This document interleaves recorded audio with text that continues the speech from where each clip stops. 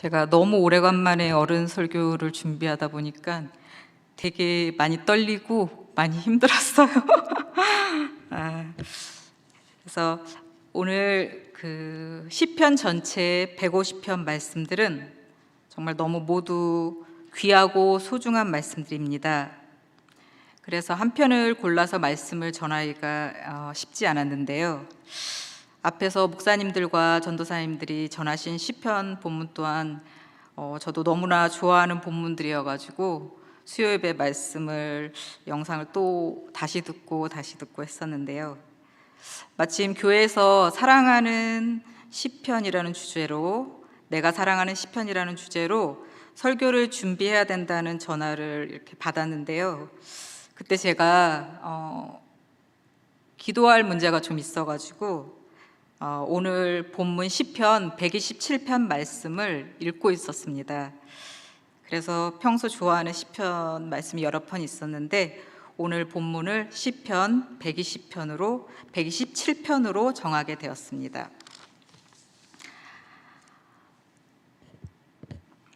시편에서 시편 120편부터 134편에 있는 성전으로 올라가는 노래로 표제어가 붙은 성전 순례시는 15편이 있습니다. 그 중에 오늘 본문 127편은 성전으로 올라가는 노래, 성전 순례시 15편 중에서 8번째 시편입니다. 이스라엘 백성은 매년 예루살렘에 올라가 예배를 드렸습니다. 그들은 하나님을 만나러 올라가는 그 여행이 즐겁고 행복했을 거라고 생각합니다. 그때 이스라엘 백성들이 성전으로 올라가면서 노래를 불렀는데 그것을 이제 성전에 올라가는 노래라고 말하고 있습니다. 이때 이스라엘 배경을 잠깐 살펴보면요. 오늘 본문 시편 127편 또한 이스라엘 백성이 예루살렘으로 예배하러 올라갈 때 불렀던 찬송입니다. 그것은 시의 제목에 성전에 올라가는 노래라고 알려주는 데서 알 수 있습니다. 성전으로 올라가는 이스라엘 백성이 길에서 하나님을 노래하며 찬양하였습니다. 그들은 함께 합창을 하기도 했을 것이며 서로 주고받는 화답을 하면서 이렇게 교창을 하기도 했을 것입니다.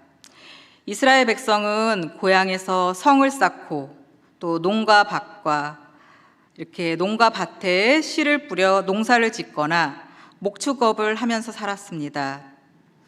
팍팍한 이들의 삶은 결코 쉽지 않았을 것입니다. 종종 국경선 너머에서 강도들이 칼과 창을 들고 들이닥쳐 성문을 부수고 들어와 1년 내내 농사 지어 놓은 곡식과 포도주를 빼앗아 가곤 했습니다. 그러면 이스라엘 백성은 먹을 것이 없어 배를 움켜쥐는 가난의 슬픔과 아픔을 견뎌야 했을 것입니다. 그래서 이스라엘 백성들은 자신 앞에 놓인 상황과 형편에 따라 때로는 즐거운 노래를, 때로는 슬픈 노래를 불렀을 것이라고 생각합니다. 시편 127편 1절에 나오는 여호와께서 집을 세우지 아니하시면 세우는 자의 수고가 헛되며 여호와께서 성을 지키지 아니하시면 파수꾼의 깨어 있음이 헛되도다. 여기서 집은 히브리어로 바이트라고 하는데요. 성읍과 신전이 생기기 전에 이미 집이 있었습니다. 현대에는 많은 기관들이 있으나 그 당시 이스라엘의 집은 사회의 유일한 기관이자 가족들의 살림 공간, 또 할머니, 할아버지, 또 엄마, 아빠, 이렇게 조부모, 부모님에게서 대불림 받는 전승의 공간이었습니다. 바이트는 구약 성경에 2000번 이상 나오는 매우 기초적인 단어인데요.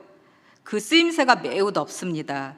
우리가 보통 말하는 일반적인 집이라는 뜻도 있지만 왕의 집, 궁전, 왕조, 나라, 국가 등으로 이렇게 넓게 이렇게 표현되고 있습니다.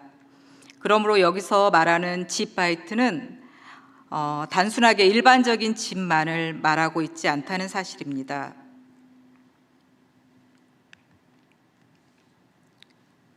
다윗의 아들 전도서 1장 1절부터 3절을 살펴보면요, 다윗의 아들 예루살렘 왕 전도자의 말씀이라. 전도자가 이르되 헛되고 헛되며 헛되고 헛되니 모든 것이 헛되도다. 해 아래에서 수고하는 모든 수고가 사람에게 무엇이 유익인가. 이 전도서 1장에서 3절까지 1장의 1절에서 3절까지의 말씀을 보면요, 저희가 조금 전에 읽었던 시편 127편 말씀과 굉장히 흡사한 면이 있습니다. 성경 전도서에 나오는 전도자는 저희가 보통 이렇게 전도할 때 그런 전도의 의미가 아닙니다. 지혜를 구하는 회중을 모아서 그들에게 지혜를 가르치는 자라는 뜻으로 사용하고 있습니다.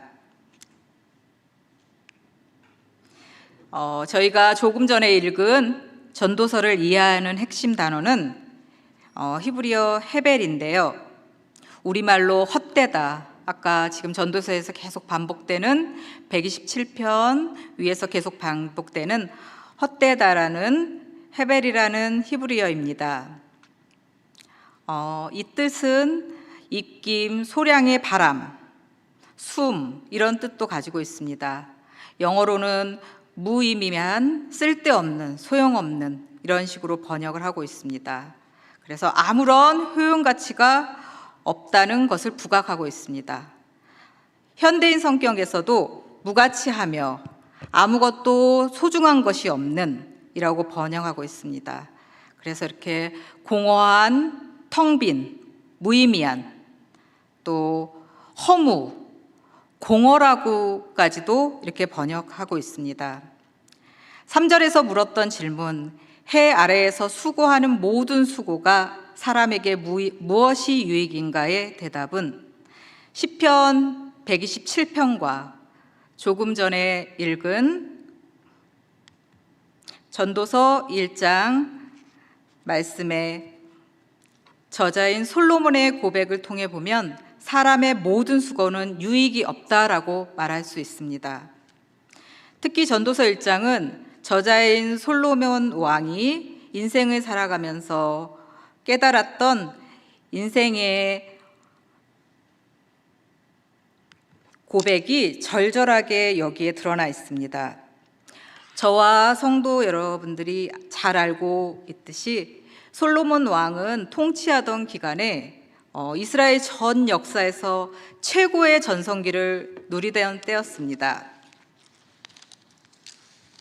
솔로몬이 왕이 되자 하나님은 직접 솔로몬에게 그에게 무엇을 갖고 싶은지 물어보셨고, 이때 솔로몬의 대답은 하나님의 마음을 무척 기쁘게 하는 대답이었습니다. 열왕기상 3장 말씀인데요, 8절 주님의 종은 주님께서 택하신 백성 곧 그 수를 셀 수는 없고 계산을 할 수도 없을 만큼 큰 가운데 하나입니다. 이 말씀 읽어보면 솔로몬은 굉장히 겸손하다는 것을 알 수 있습니다. 임금인데, 주님의 종으로서 임금인데 본인이 이 많은 셀 수 없는 이스라엘 백성 중에 한 명일 뿐이라고 그렇게 고백하고 있습니다. 또 열왕기상 3장 9절에 주님의 종에게 지혜로운 마음을 주셔서 주님의 백성을 재판하고 선과 악을 분별할 수 있게 해주시기를 원합니다. 이처럼 8절 9절 솔로몬은 자신은 이스라엘의 백성 중에 한 명일 뿐이라고 이렇게 말하고, 또한 부와 명예가 아닌 지혜를 구하여 백성을 잘 인도하길 바랐던 그런 겸손한 왕이었습니다.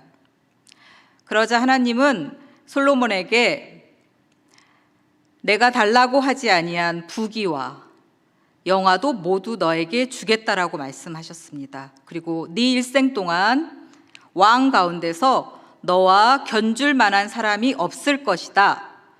이렇게 열왕기상 3장 13절에서 말씀하고 있습니다. 그리고 신약에 보면 예수님께서도 솔로몬의 이런 부귀영화를 직접 이렇게 언급하실 정도로 굉장히 부와 영화를 누리고 살았던 솔로몬의 모습을 볼 수가 있습니다. 솔로몬 왕의 이름을 혹시 아세요? 솔로몬 왕은 하늘이 내린 지혜로 나라를 이끌었는데요. 솔로몬 왕의 이름은 히브리어로 살롬, 평화를 의미하는 그의 이름처럼 솔로몬은 주변 나라와 분쟁이 있을 때 전쟁을 피하고 외교술로 될 수 있으면 해결을 했다고 합니다. 솔로몬의 군사력은 막강했지만 세력을 확장하기 위해 전쟁을 치른 적이 없을 정도로 이렇게 정말 태평성대하고 지혜의 왕답게 찬란한 어떤 문의 부흥을 이끌었습니다. 그러나 솔로몬에게 하나님은 나중에 매서운 심판을 선고하셨습니다. 열왕기상 11장 12절 말씀에 보면 네가 사는 동안에는 내 아버지 다윗을 보아서 그렇게 하지 않겠지만 내 아들 때에 일어나서는 내가 이 나라를 갈라놓겠다. 그래서 나중에 어떻게 되죠? 남유다와 이스라엘로 이렇게 이스라엘이 둘로 갈라지게 됩니다. 이렇게 겸손했던 솔로몬이 하나님 앞에서 무엇을 잘못한 것일까요? 솔로몬은 큰 복을 받아서 번영을 누렸지만 많은 이방 여인들을 아내로 삼게 되었습니다.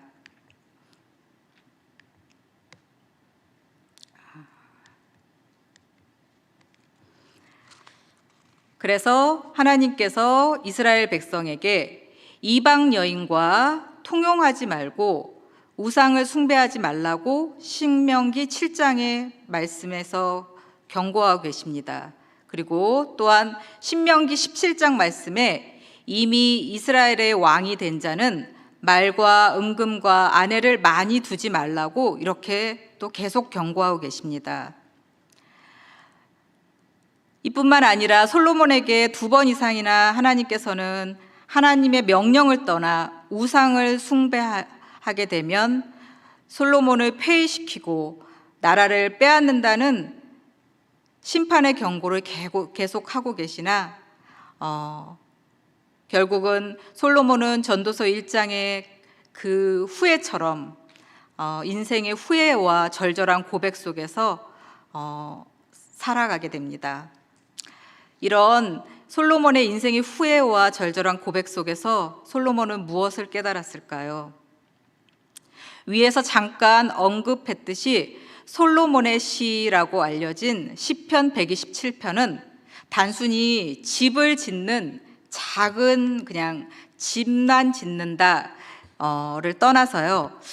집을 짓는 작은 일로 시작해서 실제로는 본문을 통해 사회와 나라와 평안 또 안정 이런 모든 일들이 유지되는 것을 통해서 경제 생활과 우리의 모든 삶, 그 다음에 가정이 어떻게 복되고 풍성해지는가의 비결을 말해주고 있습니다. 나라가 평안하고 가정이 축복된 가정이 될 수 있는 그 복된 비결은 무엇일까요? 복된 비결은 우리가 앞서 본문에서 읽은 것처럼 다름이 아니라 우리의 수고가 아닌 여호와 하나님의 참되고 진정한 수고라고 말하고 있습니다. 하나님이 그 순간순간마다 일하시고 역사하신다는 그 절대적인 비결을 우리 모두에게 말씀해 주고 계시는 것입니다. 여호와 하나님이 우리를 위해 수고해 주고 계신다. 그렇기 때문에 여호와께서 집을 지키지 아니하시면, 여호와께서 성을 지키지 아니하시면 라고 말하는 아니하시면이라는 이 말의 뜻은, 의미는 무엇일까요? 바로 하나님께서 그 집을 지켜주고 계시고 세워주고 계시고 지금 이 순간에도 일해주고 계시다는 겁니다. 수고해주고 계시다는 겁니다. 사람의 수고뿐만이 아니라 그 가운데 하나님의 역사가 임하고 있다는 것입니다. 우리가 아무리 대단하고 좋은 계획을 세우더라도 하나님께서 그 일을 돕지 아니하시면 결코 그 일이 이루어질 수 없다는 이야기를 하고 있는 것입니다. 여러분이 잘 아는 영국 개신교계의 감리교 운동을 시작한 영국과 미국의 감리교 창시자인 존 웨슬리는 그가 임종하기 전에 이 말을 하고 숨을 거두었다고 합니다. 한글로 번역을 하면 가장 최선은 하나님이 나와 함께 하시는 것이다. 아멘. 성도 여러분은 존 웨슬리가 남긴 이 말이 진정으로 옳다고 믿고 스스로 고백하고 계시나요? 우리가 아무리 일찍이 일어나고 늦게 눕는 수고를 한다고 하여도 여호와 하나님께서 그 일에 복을 내리지 아니하시면 그 수고도 모두 헛됩니다. 결국 우리는 어떤 일을 하든지 하나님께서 함께 하지 않으시면 우리의 수고도 헛되고 우리의 노력도 헛되다는 것입니다. 그러므로 우리는 어떠한 일을 행하든지 그 일에 하나님께서 함께 하셔야 함을 알고 하나님의 마음에 합한 일을 행하여야 할 것입니다. 그렇다면 여호와 하나님께서 우리의 삶 가운데 함께 하셔야 하고 여호와 하나님께서 모든 것을 지키셔야 한다는 것을 알 수 있습니다. 이것은 우리의 모든 것들을 주님께 맡긴다는 것입니다. 우리가 누군가에게 무언가를 맡긴다는 생각을 한번 해보겠습니다. 제가 지금 가방을 들고 있다가 잠깐 화장실을 가야 하는데 옆에 누군가에게 가방을 맡기려고 합니다. 가방 안에는 지갑 안에는 캐시 현금이나 신분증, 은행 카드 아이디, 이런 스마트폰, 귀중품들이 여러 가지가 들어 있습니다. 아무한테나 맡길 수 있을까요? 아니요, 저는 절대 안 맡깁니다. 제가 아는 사람, 잘 아는 사람, 신분이 확실한 사람에게만 나의 가방을 맡길 수 있을 것입니다. 하물며 가방을 맡기는데도 이런 어떤 요건들을 따지는데요. 나의 인생과 가정, 자녀들을 누군가에게 함부로 맡길 수 있을까요? 그렇다면 먼저 하나님이 어떤 분이신지 진정으로 알아야 우리의 인생과 가정과 자녀들을 하나님께 의탁하고 맡길 수 있을 것이라고 생각합니다. 성도 여러분이 알고 계시는 하나님은 어떤 분이신가요? 우리는 먼저 창조주 하나님을 알아야 합니다. 창세기 1장 1절에 하나님께서는 천지 만물을 창조하셨다라고 말씀하고 계십니다. 하나님께서는 천지 창조 이전부터 존재하셨고 영원하신 하나님이십니다. 그는 여호와 하나님이십니다. 구약 성경에 정말 6,800번이 넘는 그렇게 많이 사용되고 있는 단어가 여호와라는 명칭, 스스로 계신 자라는 명칭입니다. 그래서 하나님께서는 모세에게 나는 스스로 있는 자라고 이렇게 출애굽기 3장에도 말씀하고 계십니다. 그리고 저희가 또 시편 90편에도 산이 생기기 전, 땅과 세계도 주께서 조성하시기 전, 곧 영원부터 영원까지 주는 하나님이시라고 이렇게 시편 90편 2절에서 고백하고 있습니다. 두 번째로 창조자 하나님께서는 또한 그가 창조하신 천지 만물을 통치하시는 하나님임을 기억해야 합니다. 하나님께서는 에덴 동산을 만드시고 첫사람 아담을 거기에 두시고 다스리게 하시고 또 많은 각종 열매도 주시고, 그러나 선악과를 따먹지 말라 이렇게 말씀하시고 경고하셨습니다. 이렇게 창세기 2절의 말씀들이 있고요. 또 창세기 3장에는 결국 아담과 하와가 선악과를 따먹음으로써 고통받는 그런 장면들이 창세기 3장에 나오고 있습니다. 이것은 창조자 하나님께서 만드신 이 천지 만물을 통치하고 계신다는 것을 알 수 있습니다. 또 노아의 시대의 사람들이 죄를 지음으로 정말 강포가 땅에 충만함으로 하나님께서 노아의 8 식구 외에 온 세상의 사람들을 홍수로 멸망시켰을 때 이 창세기 6장의 본문을 보면 정말 하나님께서 천지 만물을 창조하시고 이 통치자로서 더 이렇게 두렵게 우리에게 증거되고 있습니다.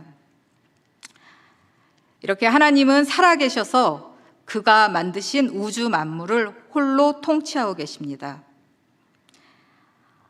여호와 하나님께서는 온 세상, 온 우주를 통치하십니다.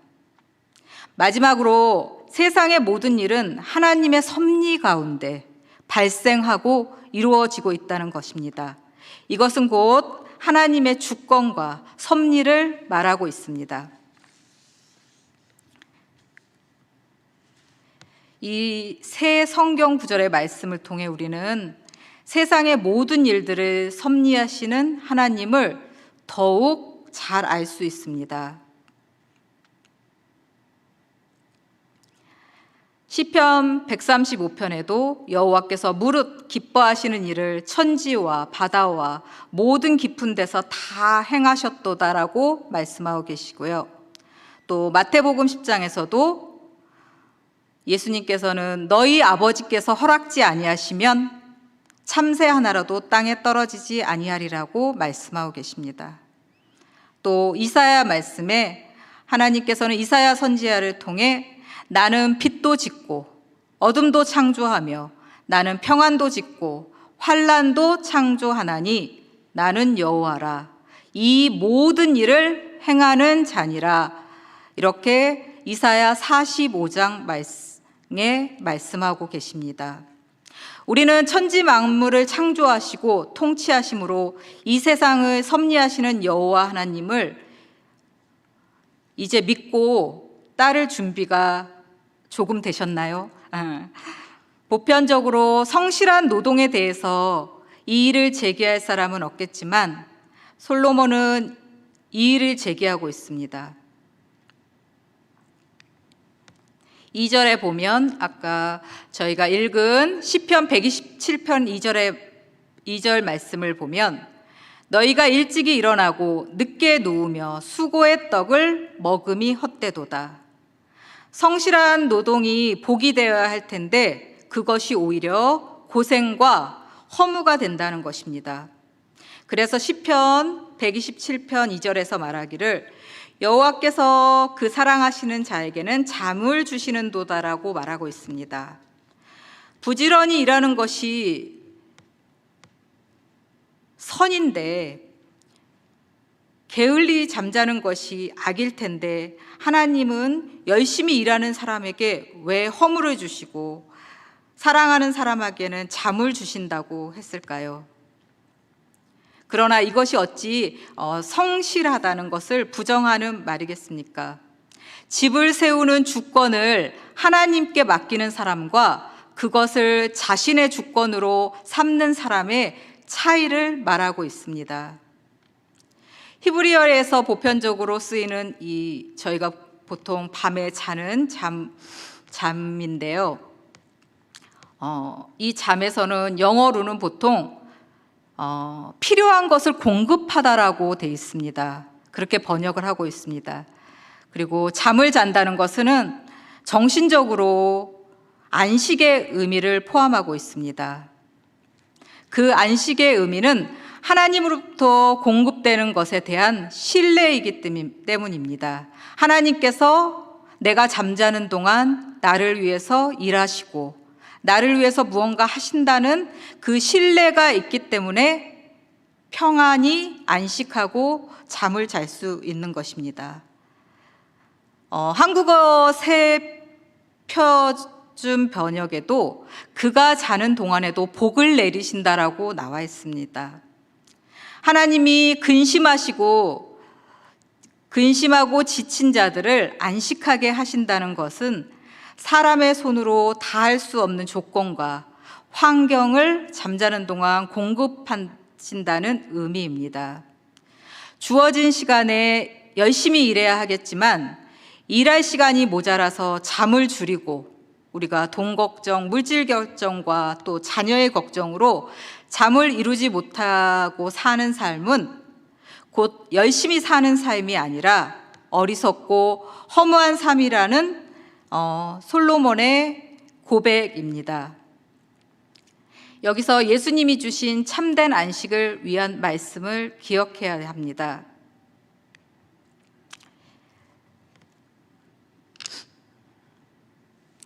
그러므로 내가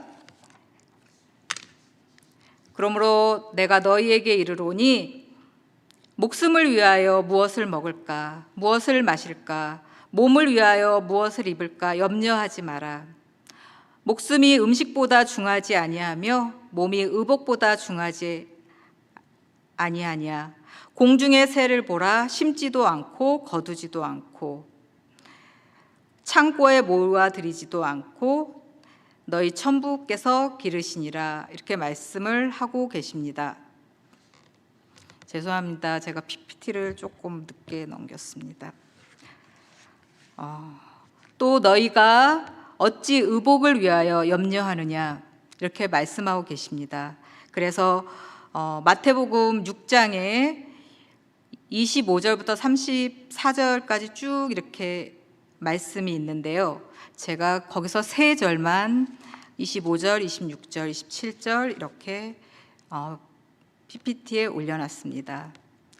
그래서 저희가 이 말씀대로 저희가 정말 무엇을 먹을까, 무엇을 마실까, 무엇을 입을까 이렇게 고민해도 저희가 고민한다고 이루어지는 것은 아무것도 없습니다. 그래서 먼저 그의 나라와 의를 구하라고 이렇게도 말씀하고 계십니다. 성경에서 잠을 잔다는 것은 육체적인 쉼만을 의미하지 않습니다. 놀랍게도 잠을 잘 때 여호와께서 역사하시는 것이 성경의 패턴입니다. 성경 전반에 걸쳐서 사람들이 잠을 잘 때 하나님께서 그들에게 역사한 사례들이 굉장히 많습니다. 아담이 잠을 잘 때 하와를 만드시기도 했고요. 또 창세기 2장 말씀에 그렇게 나와 있고요. 또 사람이 아무것도 하지 않고 쉬고 있는 그때에 하나님께서는 이렇게 여러 성경의 패턴, 사례들을 들어 큰 복을 베풀고 계십니다. 마치 저희 갓난아이가 잠이 들었을 때 엄마가 그 아기가 자는 동안 빨리 일해야 되잖아요. 아기가 막 울거나 다시 우유를 달라고 떼쓰거나 기저귀가 젖거나 그러면 안 되기 때문에 마치 아기가 잠들어 있을 때 엄마가 그 아기를 위해서 많은 일을 하는 것처럼 우리 여호와 하나님 주님께서도 우리가 잠들어 있을 때 많은 일을 하신다고 말하고 있습니다. 안전을 지켜주시고 먹을 것을 준비해 주시고 우리가 하나님의 지긋한 사랑으로 우리를 품에 안으시고 계십니다. 하나님께서 믿음의 조상 아브라함과 구원에 있어서 가장 중요한 은혜 언약을 맺는 그 위대한 장면에서도 하나님께서는 아브라함을 잠들게 하셨습니다. 창세기 15장 말씀인데요. 다시 말하면 여호와 하나님께서는 우리가 잠이 들어 있을 때 우리의 무의식 속에서 우리를 만나주시고 우리에게 평안을 주시고 우리를 회복시키시는 일을 하십니다. 저도 인생 속에서 많은 문제들이 잠을 자고 나면 해결되어 있는 것을 정말 체험한 적이 많습니다. 잠든 가운데 역사하신 하나님의 은혜입니다. 이처럼 사랑하는 자녀들에게 잠을 통해 안식과 쉼을 주고 계시는 하나님, 잠을 자는 그 시간에도 필요한 것을 공급하시고 진정한 수고와 참된 수고로 역사하시는 여호와 하나님을 저희가 볼 수 있습니다. 시편 127편 말씀에서 3절에서 5절까지 말씀은 제가 따로 드리지 않겠는데요. 아까 집이라는 그 의미가 저희가 일반적인 집이 아니라 저희 가정, 국가, 나라까지 다 이렇게 포함한다고 말씀을 드렸습니다. 그래서 저희가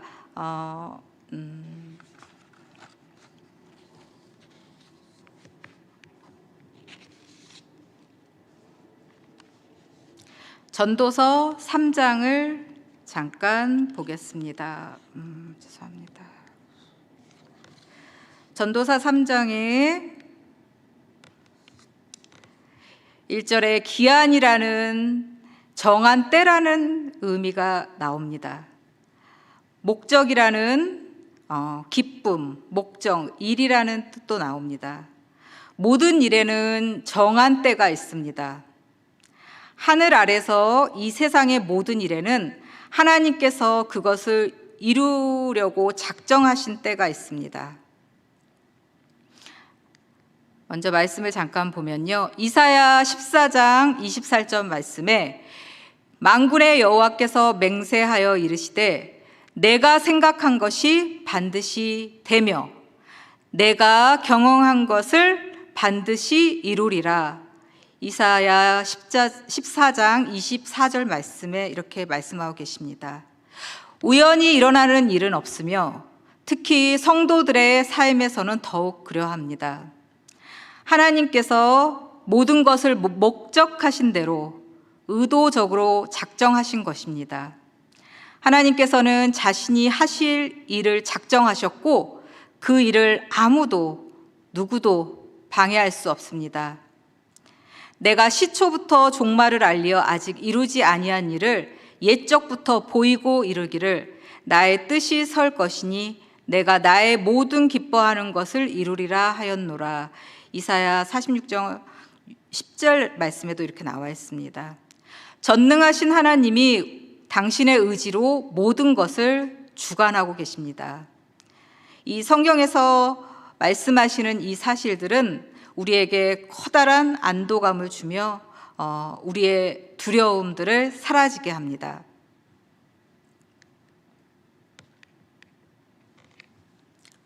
조금 전에 말씀드렸던 전도서 3장을 다시 한번 보겠습니다. 기간, 정한 때라는 뜻, 그리고 기쁨, 목적, 일이라는 모든 일에는 정한 때가 있다고 합니다. 하늘 아래서 이 세상의 모든 일에는 하나님께서 그것을 이루려고 작정하신 때가 있습니다.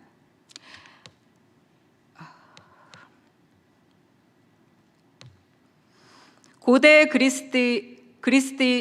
그리스인들은 시간을 두 개의 헬라어로 봤습니다. 크로노스와 카이로스로 봤습니다. 크로노스의 시간은 저희들이 누구에게나 객관적으로 찾아오는 시간입니다. 뭐 봄, 여름, 가을, 겨울 뭐 이런 식으로 이렇게 지나가는 시간이고요.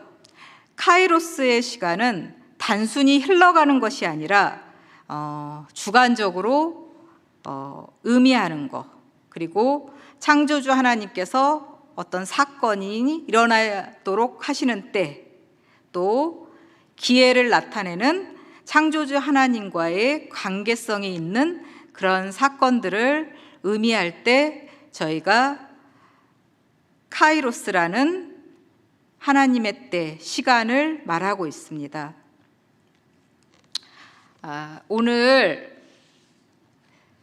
하나님의 때 시간 카이로스를 살펴보기 위해 잠깐 두 가지 사례를 나누겠습니다.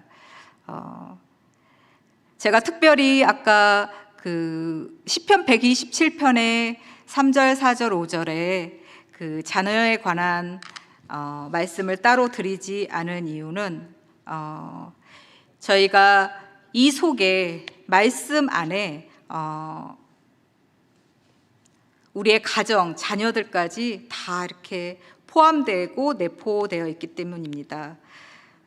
127편 3절에서 5절에서 우리에게 주어진 자녀는 하나님께서 주신 기업이며 하나님의 상급이라고 말하고 있습니다. 이렇듯 하나님께서 우리에게 자녀를 주시는 것은 우리에게 주시는 놀라운 복입니다. 우리에게 선물로 주신 자녀들을 믿음 안에서 바르게 말씀으로 양육하고 힘써야 할 것입니다. 그래서 오늘 하나님의 때에 시간 카이로스를 살펴보면서 두 가지 사례를 잠깐 나누겠는데요. 제가 본 한인교회에 오기 전에 다른 교회에서 이제 초등부에서 교육부 전도사로 사역할 때 일입니다. 그날이 아이들을 위한 달란트 시장을 하는 날이었어요. 달란트 잔치, 달란트 시장이라고 하는데 아이들이 이렇게 그 티켓을 많이 모으면 맛있는 음식을 준비해서 그거를 사서 먹거나 아니면 이렇게 물건들을 살 수 있는 그런 혜택을 누릴 수 있는 그런 날입니다. 어느 주일이었는데요. 4학년 여자아이가 저에게 와서 물었습니다. 전도사님, 왜 주일마다 성경 구절을 외우고 이거 숙제로 해야 돼요? 하고 이렇게 물었습니다. 제가 그 4학년짜리 여자아이에게 이렇게 대답했습니다. 누구누구야, 지금은 성경 말씀을 외우고 이렇게 시험을 보는 것이 어렵겠지만 나중에 네가 자라서 중학생이 되고 고등학생이 되고 대학생이 되고 어른이 되어서 공부도 더 어려워지고 또 힘든 일이 많이 생기게 될 거야. 그러면 그럴 때 우리는 어떻게 해야 되지? 그랬더니 그 아이가 대답했어요. 기도해야 돼요. 예, 맞습니다. 기도해야 되는데 그때 제가 말했어요. 맞아. 기도해야 되는데 너무 힘들면 우리가 기도조차 하기가 어려워. 무엇을 기도해야 될지 생각이 안 나. 그럴 때 네가 지금 힘들게 외웠던 성경 말씀을 가지고 기도하는 거야. 하나님 앞에 무릎 꿇고 앉았을 때 그 기도가 기억이 나고 생각이 나서 너는 그 말씀을 가지고 하나님께 기도하는 거야 라고 제가 얘기해 주었습니다. 아이들은 이렇게 달란트 시장을 통해서 먹는 음식이나 받는 선물은 너무 좋아하지만 성경 암송을 외우는 거는 매우 힘들어합니다. 하지만 우리 사역자와 부모님들은 아이들을 믿음 안에서 말씀으로 양육해야 되는데요. 저희가 나이가 들어서 성경 말씀 암송하려면 쉬우신가요? 아니요, 되게 어려워집니다. 저희가 사실 지금 많이 외우고 있는 성경 구절들은 다 저희가 교회학교, 옛날에는 주일학교라고 했죠. 주일학교에서 외운 성경 말씀이 대부분이라고 생각이 됩니다. 그래서 정말 힘들지만 우리가 이 시간, 이 때를 놓치면 어른이 된 아이들이 어른이 되어 저희같이 힘들기 때문에 아이들이 어릴 때 그 시간에 이렇게 암송을 하는 것이 좋다고 생각합니다. 물론 이제 저희가 생각하는 카이로스 때와 좀 다를 수도 있지만 이렇게 예를 들어봤습니다. 또 한 가지 사례는 제가 캐나다에 온 지 햇수로 16년이 넘어가고 있는데요. 처음에 남편이 이제 직장 워킹 퍼밋을 한국에서 신청하고 들어왔는데 받기 쉽지 않았다고 생각한 워킹 퍼밋이 2달도 안 돼서 받게 되었어요. 그래서 한국에 있던 저는 정말 준비도 못하고 새 아이를 데리고 먼저 들어온 남편을 따라서 계획보다 빠르게 캐나다에 오게 되었습니다. 그래서 이렇게 워킹 퍼밋도 2달 만에 나왔는데 영주권도 특별한 문제가 없이 시간만 지나면 금방 받을 수 있다고 생각했습니다.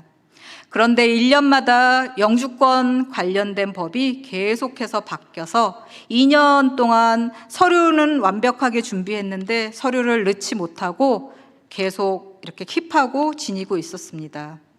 결국 제 생각과 계획과는 다르게 다시 다른 직장을 통해 워킹 퍼밋을 재신청해서 받고 그 후에 영주권을 받게 되었는데요. 그 모든 기다림의 시간들 속에서 하나님께서는 제가 생각하지도 못한 놀라운 은혜로 채워주셨습니다. 영주권을 받기까지 과정 어려움이 닥칠 때마다 저는 무릎 꿇고 기도하며 하나님의 인도하심을 구했습니다. 성도 여러분, 저를 비롯해서 우리는 하나님의 계획, 하나님의 때를 기다리지 못하고 급한 마음과 초조함으로 하나님의 계획을 앞서가곤 합니다. 아까 최민수 목사님께서 이렇게 선정해 주셨던 찬양에서 하나님을 앞서지 않게 하자는 그런 찬양이 있었던 것 같아요. 그러나 우리가 어려운 상황 속에서 무언가를 위해 사람을 만나고 계획을 세우고 허둥지둥할 때 하나님께서는 그 자리에서 우리를 지켜보시고 기다리고 계십니다. 너 정말 네가 할 수 있다고 생각하니? 라고 물어보십니다. 우리는 그 순간 어떻게 해야 할까요? 그 순간 우리가 할 수 있는 것은 하나님, 저는 아무것도 할 수 없습니다. 오직 저를 불쌍히 여기시고 자비를 베풀어 주세요. 도와주세요. 라고 기도하는 것뿐입니다. 이렇게 어려운 상황이 닥쳤을 때 우리는 헛된 우리의 노력과 수고가 아닌 인생의 주관자이신 주님께 온전히 맡기고 이 모든 문제들을 하나님 앞에 올려드려야 합니다. 하나님 앞에 온전히 믿고 내려놓는 순간, 그 순간 우리의 아버지 되시는 여호와 하나님께서는 일하기 시작하십니다. 하나님이 개입하시고 일하시는 카이로스, 하나님의 때, 바로 하나님의 시간입니다. 성도 여러분, 저를 비롯하여 우리는 하나님께 감사할 일들이 너무 많습니다. 그런데 감사하지 못하고 더 많은 것을 바라고 요구할 때가 많습니다. 이렇게 하나님께 감사할 것들이 참 많은데요. 이 모든 것들은 결국 다 여호와 하나님께로부터 왔습니다. 우리의 생명도, 재능도, 건강도, 일용할 양식도, 가정도, 교회도, 나라도 다 하나님께서 주신 것입니다. 특히 우리 구주 예수 그리스도와 십자가 대속의 구원과 천국은 하나님의 선물이며 그 무엇과도 바꿀 수 없는 귀한 것입니다. 그러므로 우리는 범사에 하나님께 감사해야 됩니다. 지금 우리 모두의 형편과 환경이 어떤 상황에 놓여 있더라도 고백하십시오. 저희가 함께 고백했으면 좋겠습니다. 모든 것들이 하나님이 하셨어요. 모든 것들은 하나님이 하셨어요. 지금 하나님이 하고 계십니다. 앞으로도 하나님이 하나님의 때에 하실 것입니다. 주권자에게 은혜를 구하는 자가 많으나 사람의 일의 작정은 여호와께 말미암느니라.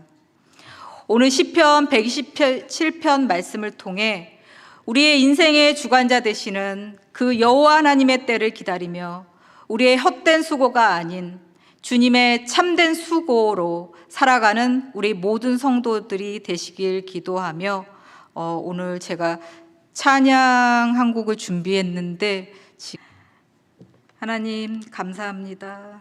오늘도 주님을 찬양합니다. 오늘 시편 말씀처럼 주님이 나의 주관자이심을, 지금까지의 모든 것들이 주님의 은혜임을 다시 한번 고백합니다. 주님, 내가 오늘도 헛된 것을 구하지 않고 신실하신 주님을 구할 수 있도록 도와주세요. 감사드리며 십자가의 죽음을 통해 우리를 구원하신 예수 그리스도의 이름으로 기도드립니다. 아멘.